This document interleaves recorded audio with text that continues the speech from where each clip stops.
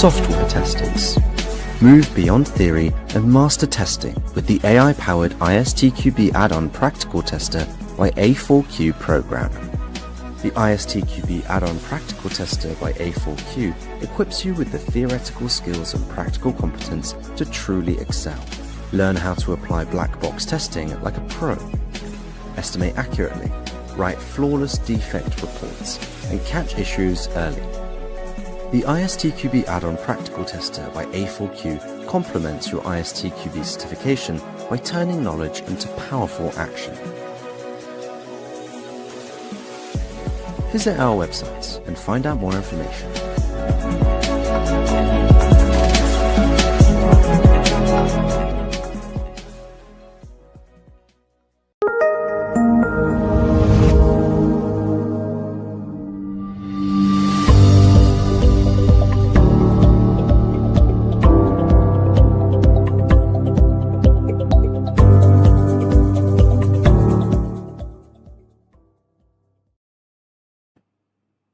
Hello and welcome back to another session of A4Q Testing Summit. It's almost end of the first day of Testing Summit. My name is Atefe Amlashi and here I have Michael Pilaeten with me. Hello Michael and welcome. Hi Atefe. Michael brings more than 20 years of experience in test consultancy, helping organizations improve software quality and solve challenges in software development. He's chair of ISTQB Advanced Level Working Group and an author and an international keynote speaker with extensive expertise across diverse environments. Today, he will explore one of the most important aspects of successful software development, understanding the boundaries within a test team. We heard a lot today. Collaboration, communication, and human interaction become more and more important. So the team dynamics will affect quality and performance. In this session, Michael will share important signs that show when a team may be under pressure and how these challenges can affect productivity, satisfaction, and software quality. We are looking forward to hear that. The stage is yours, Michael. Thank you, Atefe, for the very nice introduction. So since you all can follow this presentation live as well as recorded, good morning, good afternoon, good evening, good night to the dear attendees of the A4Q Testing Summit. Unlike the title might suggest, this talk will not be about boundary value testing or test techniques in general. And just a placeholder, if you're looking for a talk about Gen AI, you might be a bit disappointed because this truly is about your team and your test team. What I would like to do is to share with you some stories about people forming teams, teams creating products, software products, and how those teams eventually can be pushed beyond their boundary values. But before we do that, I forgot to introduce myself, and that's hugely impolite. As Atefe said, I'm Michael, or Michael, or Mikael, or whatever you want to call me, it's all fine. And for the last 22 years, I've been active in the software world. In various roles, I've been part of different teams, I have coached and I've guided teams, and I've managed teams. When we want to create something, whether that is software or something else, we typically want to do this with, or at least as efficient and effective as possible. Typically, we want to have it fast and we want to have it as cheap as possible, and we also want it good. So working in IT, just like in sports, we are looking for the marginal gains to improve any of these three aspects. But from an inside view, improving IT for a better and a faster IT. But we must not forget that software is a business. Whether it's commercial or open source software, the same rules apply. deliver qualitative products on time within budget. Now, more importantly, software is by nature a people business. A statement that within these days of AI, it's a bit strange. But software is required by people and is used by people. It's not software using software. Still, people are central. So yes, a lot of things can be automated, should be automated, or created with the use of agents, but there's always the required human in the loop to verify the results, to validate the results, to steer where needed, to make decisions, to make sure we end up with the software we actually need. In order to deliver that qualitative software, team dynamics are essential because happy people produce quality. And in every kind of SDLC, software delivery model, collaboration and communication are essential. As said before, the human in the loop in the world of Gen AI or agentic AI is crucial. AI can and should be seen as a great collaborator, a great partner, but in order to become and in order to stay one, you need to focus on continuous communication. Communication with that AI is very similar to collaboration with a team member, because those people, your team members, also benefit from continuous communication. And there is something weird going on in the world of the AI fangirls and fanboys, the AI enthusiasts. If someone is complaining that the results of their AI-assisted, AI-guided, vibe, whatever, development, analysis, testing, that the result is not of the required quality, the advice is always to improve the prompting. Because prompting is the communication between humans and AI. It's never the tool who is blamed, it's always the prompting, the AI. But when a human gets a task and he or she does not produce the desired quality, few people will then highlight the prompting, the communication between people, as a source of the problem. People then rather focus on the technology behind everything, the tooling that we have, the IDEs that we have, the automation that we have, or the process behind it, but not on the people, which is a bit weird.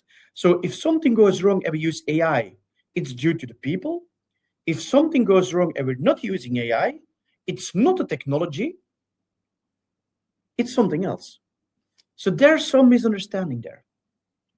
Now, what is clear is that when you are focusing on communication, collaborating, you get better results. But if you forget about your team and your team members, if you fail to invest in your one true asset, your people, if you focus only on those processes and technology and not on people, then eventually your team will start falling apart. It will start just like this beach and the cliffs to erode. And what you then get is a bunch of issues with a lot of examples in nowadays worlds. Burnout, bore-out, quiet quitting. Well, especially that last one is very hard to detect. But that one can be detrimental to your team. If you don't know quiet quitting is a process where people lose motivation. So instead of leaving or resigning, they remain quiet and perform less while staying in your organization. That quiet quitting does not only affect your individual performance by doing just less in the same amount of time, but it also affects your team performance by lowering your morale, by setting lower standards, by making frequent context switching just normal, but also by lowering your total team velocity. So overall, a lot of things can and might go wrong with your team when you are not paying attention, when you don't respect your boundary values, when you assume that all is and will stay forever fine. So to avoid ending up in a situation where your team members or your team fail to deliver quality at the right time, at the right budget, at the right pace, I would like to share with you 10 clear signs that your team is stretched, overstretched, stretched too hard. And the earlier you are able to spot these signals coming from yourself, from your team members, from different teams, the sooner you can act upon those and the sooner you can mitigate the potential outcomes, the potential risks. So it's a list of 10 signs. The first sign is an increase in sick days. On average, in Europe, people experience between 1 and 3 periods of sickness per year. And those periods of sickness range between 1 day to 3 days. And of course, there are always reasons for abscesses due to more serious illness, let's say surgery or lengthier therapy. But on average, for the working population, AR departments calculate roughly 7.5 days of sickness per year. Those 7.5 days include long-term illnesses, like surgery and treatment, pregnancy, maternity leave, those lengthier periods, but just as much as having 1 day off because of some fever or not feeling too bad. So per person, it's on average 7.5 days of sickness per year. Now, when you, as a team member, are being pushed beyond your boundaries, beyond your limits, what you will see and what you should notice is that either as a team member or as a team lead, you will see that more frequent and especially short absences are quietly appearing. More people staying home for 1 or 2 days being sick. You will also notice some decompression, where your health issues, people being sick, mask and hidden overload. You're putting too much work on them, and then of course you can only stretch somebody so far, and at the end of an iteration, at the end of multiple iterations, at the end of a delivery period, you get a decompression and people get ill. Decompression happens a lot when people go on vacation. When the first couple of days, they get ill on vacation. That's because they were stretched too hard. And you will see that exhaustion, that being stressed too hard, that typically shows right before they leave the organization. At a certain point in time, the bucket is full and they cannot work anymore. So of course, people can and will get ill. You cannot become a superhuman that never gets ill. But you should monitor as a team member, as a team lead, the sick days within your team. When your average number changes, find out why. And of course, there can be plenty of valid reasons, but keep talking to your colleagues, making sure that if something changes, that you know the reason why the increase is there and act upon it. The second telltale sign is less quantitative and more qualitative. We can count sick days. We can keep track of that in Jira or whatever timesheet that we have. The second one is much harder to measure. It's qualitative. It's about laughing less. At a certain point in time, you might experience less laughter, less laughing in your team or your teams. A lower amount of jokes, a lower amount of practical jokes, pranks, just some and no real active laughter anymore. You will notice that your energy drains from group reactions, but more specifically, that positivity is replaced by obligation. Your colleagues, your team members, don't do things anymore just because they like it, but due to some strange form of social pressure, or even worse, because of managerial pressure, because they need to go on a team building. When you don't tackle this problem, your team morale will continue to decline. Now, the problem is that this is very hard to measure. You don't have a counter counting how many times somebody is laughing and how many times somebody is distracted, and if somebody is laughing, that's real or not. That's why this is a very hard thing to do. And typically, you will have some employee satisfaction questionnaire, a progress report, but that is most of the time a yearly initiative. By the time these responses of questionnaires are gathered, processed, and shared, several months have gone by and your team morale might have become so toxic that it's nearly impossible to turn around. So pay attention within your teams how people are responding to conversations, to jokes, to laughter. Are they less satisfied? Then it's time to see and to try to investigate what is going on. The third one, the third telltale sign that your team is under quite some stress is that certain mistakes start to surface in simple work. And sure, mistakes are human, and we wouldn't be humans if we don't make mistakes. You cannot avoid mistakes. But we're talking here not only about complex problems, rather about a rising number of errors in routine tasks, routine errors.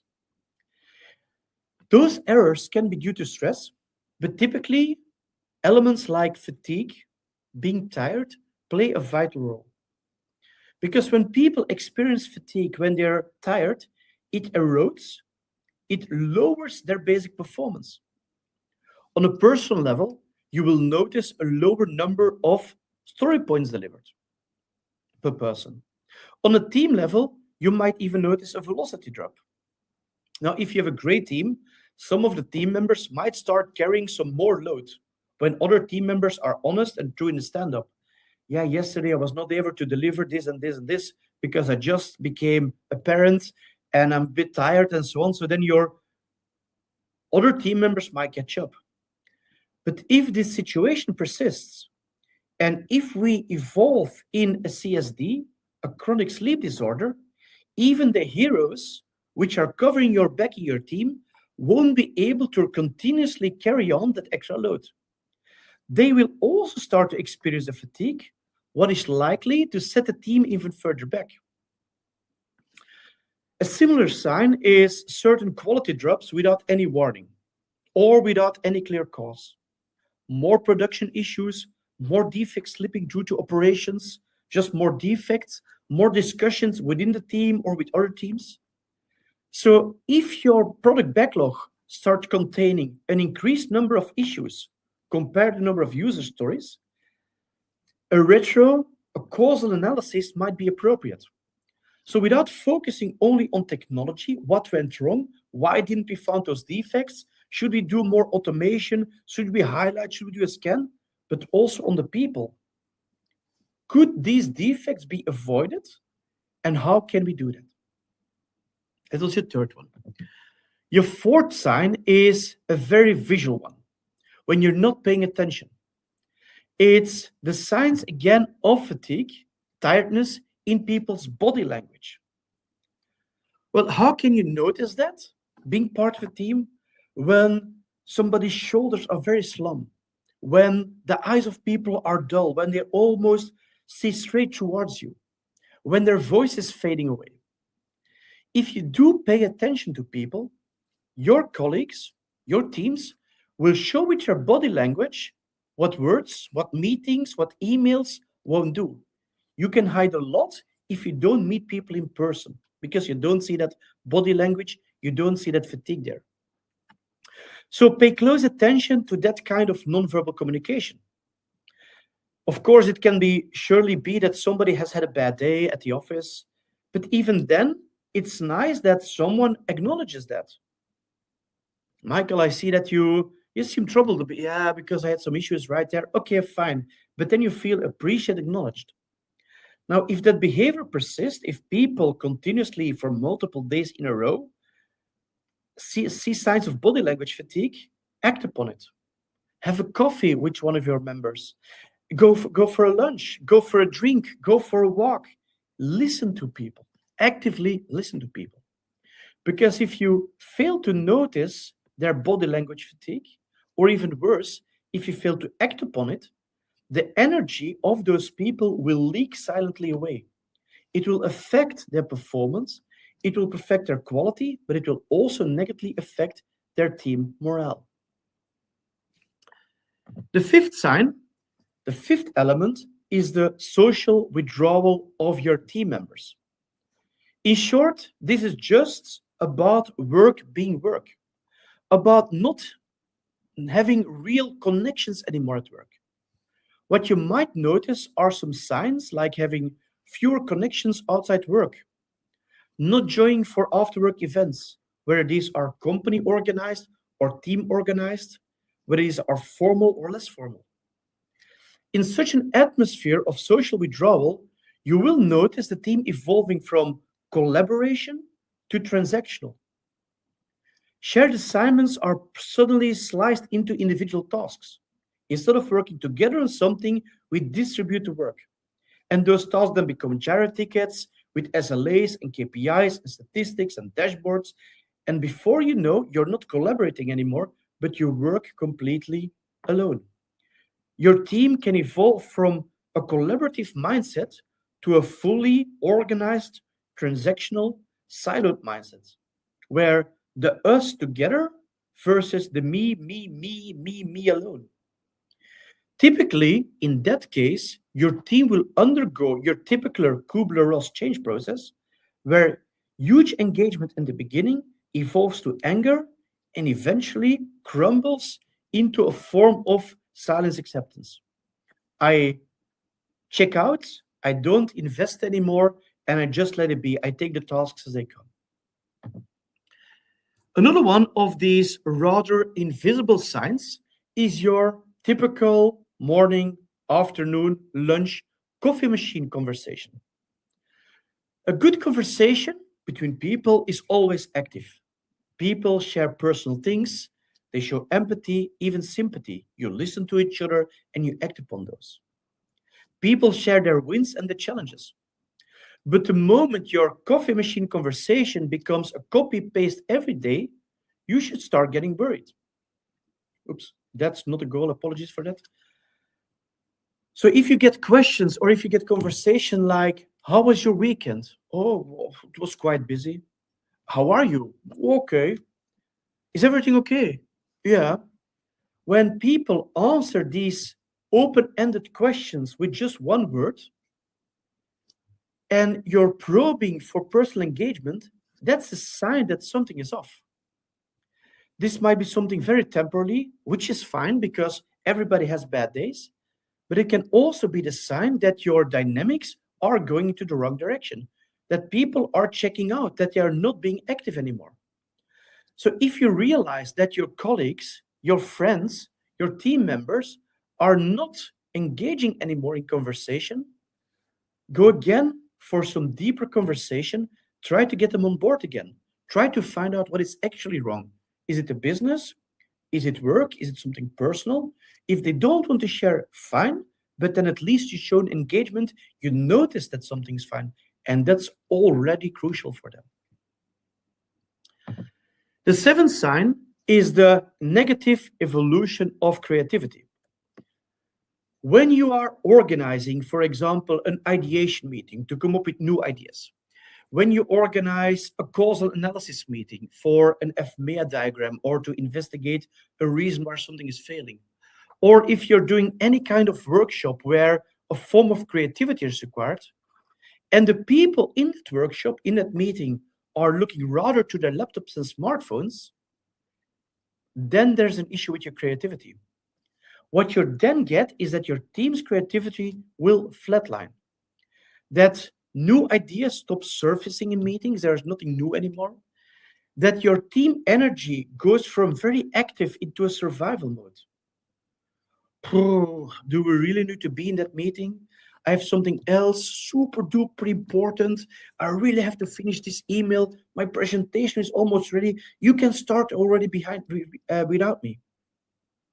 So in the end, if that continues, that innovation fades into silence.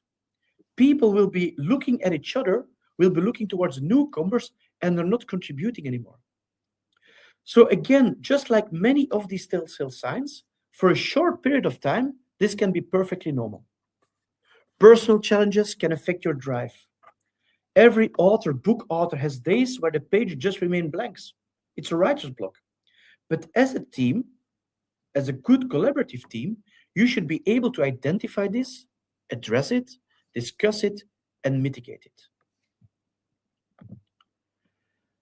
Unlike some of the previous signs, Sign number 8 is something easily noticeable, trackable, and quantifiable. These are the deadlines which are continuously extended. Examples of these are teams with timelines on the sprint or iteration, on the release, on the project, on whatever level, but with very weak expectations or commitments. Can we do this? Can we deliver it? We might. Yeah, but what if? Well, in that case, maybe, typically yes, but we should. Those are weak commitments. Or another example are teams which are continuously stretched for their velocity. I know you're swamped with work, but can you please add this small feature? For our automation, we need to have this locator static. Can you just do this? Have you checked results of our agent? We need to launch it more globally. Such an overload of additional tasks will show up eventually as hidden delays. In general, the lower the commitment of your team, the more overload, the more context switching, and all the other factors influence your delivery. And that delivery of your software becomes more fragile, having to make difficult choices. Will we choose quality over quantity? Will we choose scope over speed? Or trying to bring everything together where we have to extend the deadline over and over again? So the telltale sign here is that if your team is not reaching its deadline continuously, you should investigate why. Is it because the scope was too large? Is it because we're expecting too much quality? Is it because we overestimated their velocity? Is it because they're not performing up to standard? And whatever the reason might be, act upon those. Question this. Use these retrospectives to really find out what is going on. We're going again from a quantitative item to a qualitative item. Your ninth sign is that the initiative within your team starts to vanish, starts to disappear.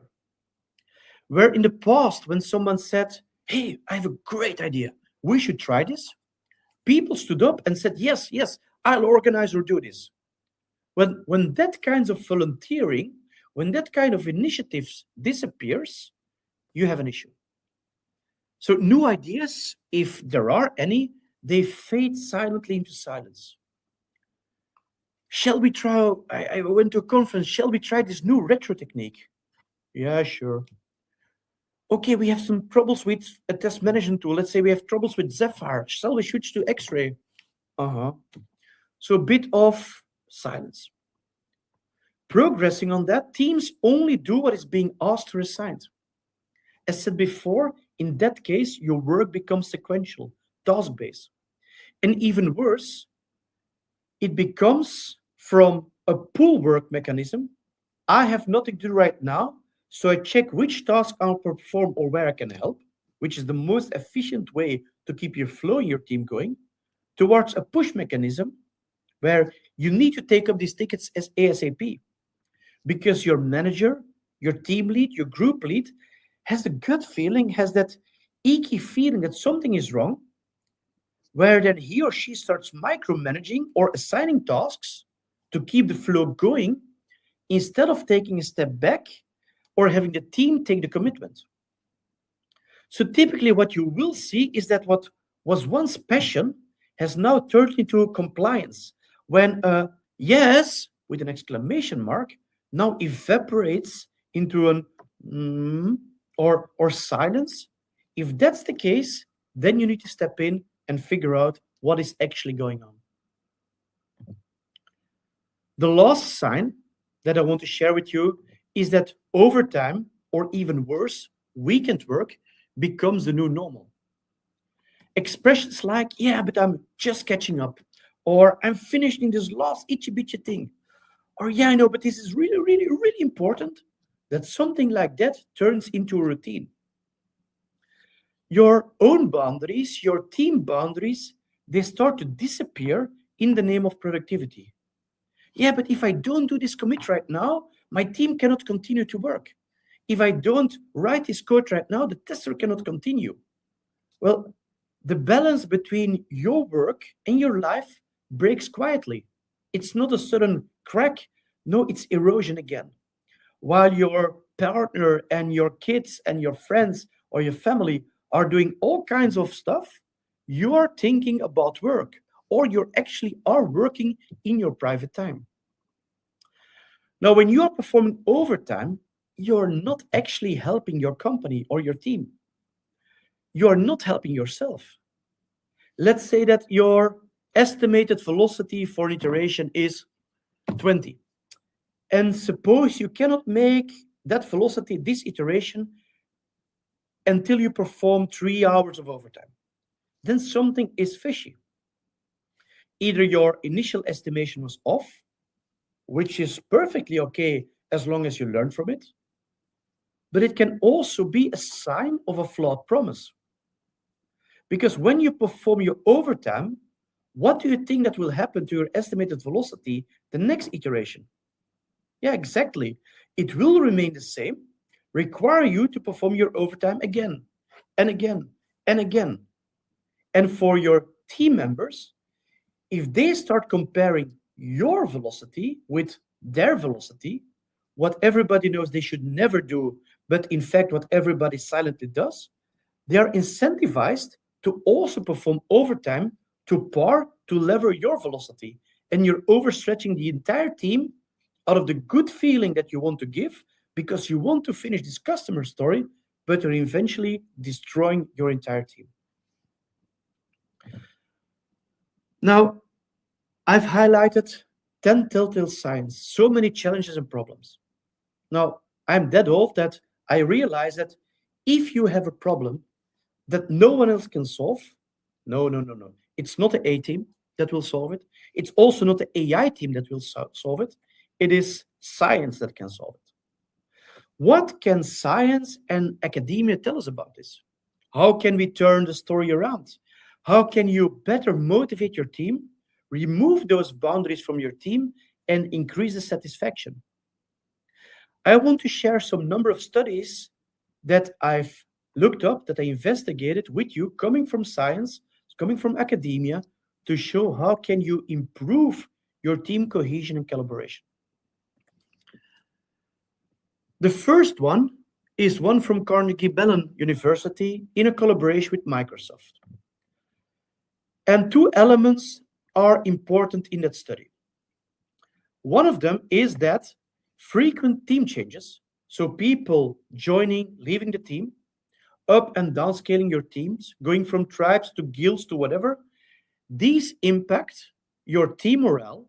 That meaning a lot of team changes negatively impact your stability, negatively impact your team morale, and your team morale negatively impacts quality. So the more team changes you have, the more negatively impacted is your productivity, your morale, and your quality. The second thing there is that your knowledge continuity is also affected. A stable team composition ensures the right level of documentation. Not too much documentation, not too little documentation, just the right level. If you have an unstable team composition with regards to the change in your team, in that case, heavier documentation is recommended, but it also increases your documentation and the maintenance cost of the documentation. So the better you know your team, the easier it is to identify the person with the right knowledge, the lower the need for documentation. But also practices like shared ownership, code ownership, test ownership, documentation ownership help mitigate certain quality risks. So the key takeaway from this study is that stability and knowledge sharing are essential, are the key to maintaining quality within a software development or delivery team. The second study is a very, very recent study by the Journal of Information Studies and Informatics. They highlight that your internal team dynamics have a direct relationship with resulting software quality. They tell you that trust is the strongest predictor of software quality and of your productivity. So when your team members know and they express and they truly believe that they can trust each other, both your productivity of your team and the resulting quality are improved. They also highlight that effective communication and collaboration tooling significantly improve the outcome, the quality of your software. So working tools that really assist in creating better software, meaning a Confluence setup which is properly set up, a Miro board or a mural for ideation, a Teams not crashing that actively improves your software quality. But on the other hand, poor dynamics like unclear documentation or lower trust in the team typically lead to more rework, delays in delivery, and lower quality of the software. And they also highlight that if you have positive conflict resolution and you have team diversity, both in terms of gender and other aspects, they correlate very well with a higher efficiency and a higher velocity, better software outcomes in your team. So the takeaway on this study is that your software quality depends more on your social factors and not that much on technical practices. The third study that I want to express, this is not one study, it's a group of studies, is coming from the universities of Atlanta and of Pepperdine University. And there the topic is that group cohesion has a positive effect on the decision-making quality in software teams. Now, decision-making is crucial, especially in agile environments. In agile, there your teams take responsibility to make decisions about design and decisions about implementation. Is this story good enough? Can we start development? Is this story good enough to start in production? So it's continuously making decision. It also talks that cohesion bringing the team together, it moderates the impact of time pressure. If there's a challenge on the pressure, if it's still okay, but can we do more? That improves your decisions. But if the pressure is hindrance, if it's continuously switching context and changing priorities, that harms your decision. So the more coherent your team is, the more you follow the same vision, the same story, the same policy, the better you can deal with changing decisions. Your teamwork also improves by increasing efficiency. By better teamwork, you have less defects, you have better solution quality. So you might think, okay, but Michael, how can we go for more cohesion? Well, the drivers of cohesion are communication. Speak out loud. That is why in Agile, we are continuously working on the daily stand-up, on the retrospective of less documentation. It's also about shared goals and mutual support, understanding where we are going. Follow the compass, not having a map highlighting point per point where to go to. Let the team decide how to go somewhere, but have that vision. So the takeaway here is that a better team cohesion will result in better decisions being made by the teams, which then reflect in fewer defects and a higher quality system. Because cohesive teams produce more reliable and more maintainable software. The fourth study is from the International Journal of Computer and Information Engineering. And the study there says that communication richness, so having very good qualitative communication, directly affects your software quality. And in particular, your requirements understanding increases, you have less unclarity, you have less inconsistency, your coordination becomes better, you have less silos, you have increased understanding. It also includes that if you work in a distributed team, distributed over multiple physical locations, that you need a higher level of communication intensity to achieve the same level of quality as co-located teams. And that poor communication leads to a higher number of defects. But the study also shows that the ideal team size from a communication point of view is 7. Because with 7, you have already 21 communication channels. So a lot of potential communication channels that go wrong. So the key message here is that your communication breakdowns, if your communication doesn't work, are one of the main root causes of software defects. More than bad development, communication is the root cause of issues in production. The final study is from Springer Nature. It is based on a literature on agility in software and its relationship with organizational performance. They use a set of more than 200 studies ranging from the 2000s to last year. What does the study say? Well, that agile practices that promote team interaction, stand-ups, feedback loops, that these have a statistically significant positive effect on quality. So the more interactions you have, the better quality of software you will create. It also highlights that collaboration and iterative feedback will improve defect detection. By collaborating, you will find more defects, but also that your stakeholders, your product owners, your customer will be more satisfied. However, there's also a trade-off, and that's something that we should warn you for. That is, the more communication you have, that can slightly reduce your productivity because of overhead. You can have the feeling that you're in meetings too much.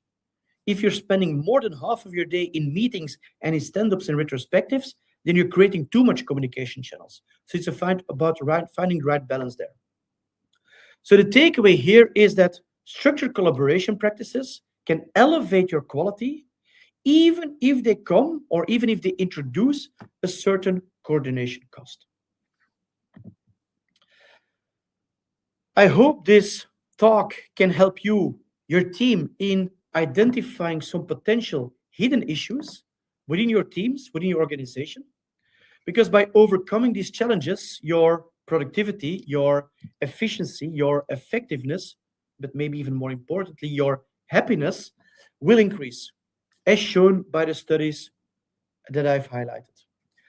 So when you are considering where to find those marginal gains we started talk with, to get to better software, to get to better products, to better projects, next time, start considering the people aspect of those things. That's it from my side. If you want to stay in touch, if you have questions, feel free to contact me. I have a LinkedIn profile, feel free to connect. I'm open for any questions you might have. Have a great day and a great continuation of the A4Q Testing Summit. Thank you, Michael.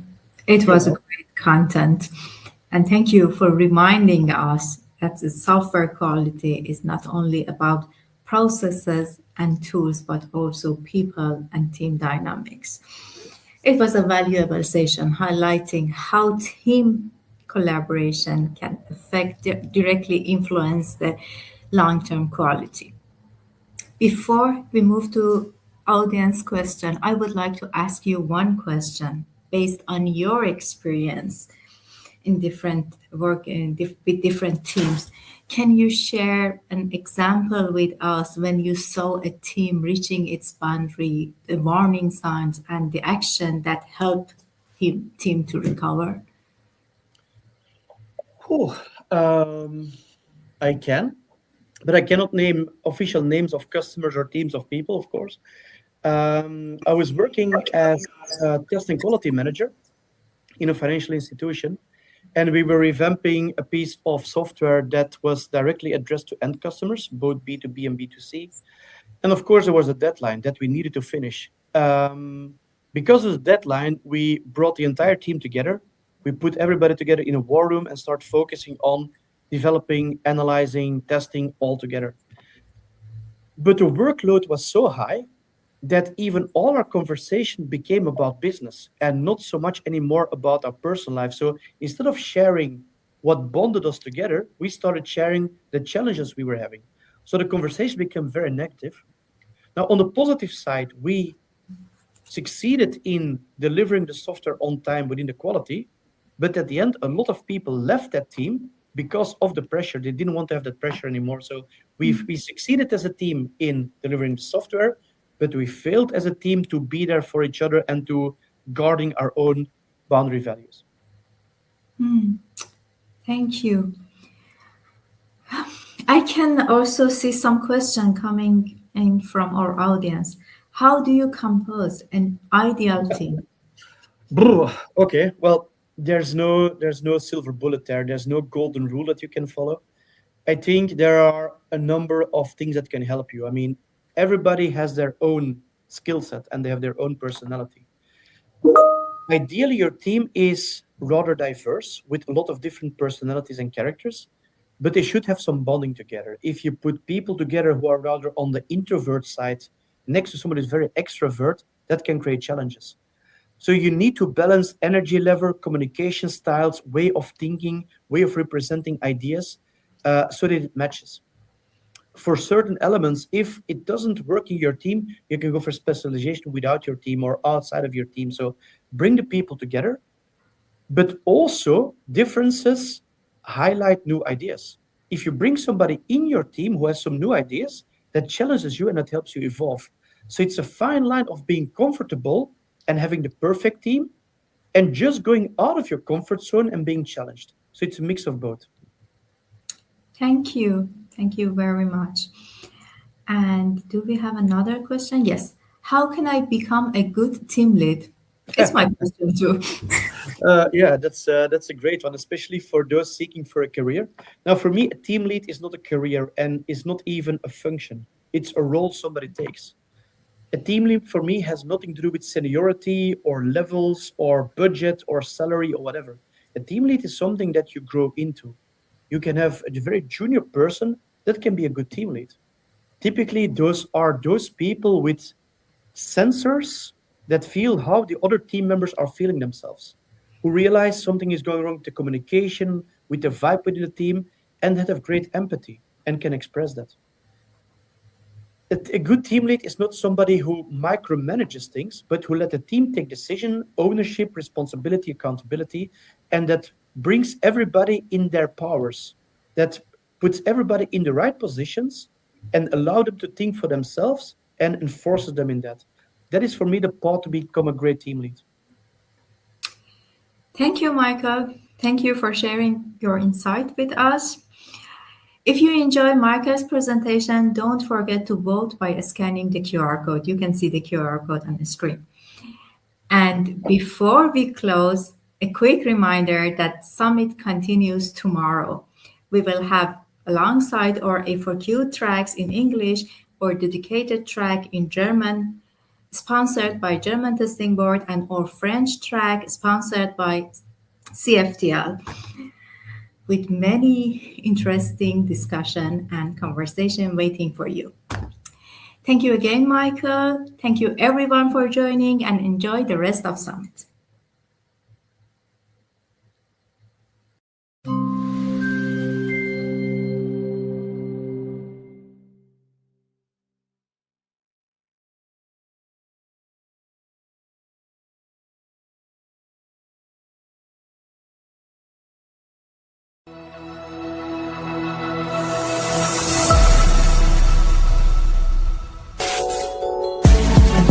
Software testers.